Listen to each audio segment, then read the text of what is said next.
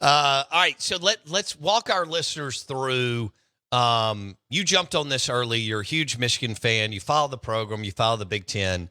Why do you think that the national media is so gung-ho in driving this story on Michigan allegedly stealing signs under Harbaugh? I think, well, here's two things about that. Number one, I mean, Jimmy is good for business and always has been. Absolutely.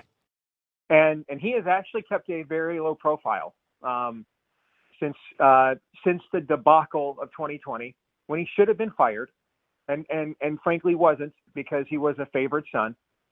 And he took a page out of Brian Kelly's playbook after they went 4-8 in 2016. And Kelly fired the entire staff, reinvented the whole program, actually opened up his office to players to make himself available. Jimmy did all of that stuff, and it flipped and turned the entire program around, to his credit.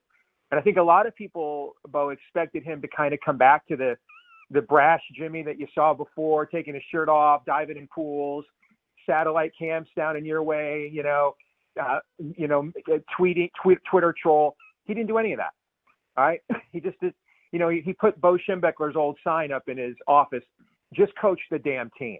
Okay.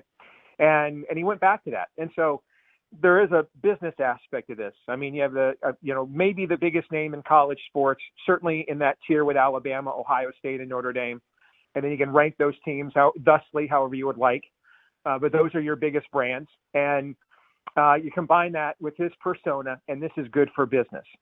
It is fascinating to see as well. I don't know if you followed this trend. If you go and look, you're going to see that, like, Ohio State writers have known about this and what was coming for weeks. In fact, this week they've actually been on Twitter saying, calling news stories that are going to hit national media hours before they do, and telling you when they're going to come out. Don't miss one moment of the Out of Bounds Show with Bo Bounds. Weekdays, 7 a.m. till 10 a.m. on ESPN 105.9. The Zone.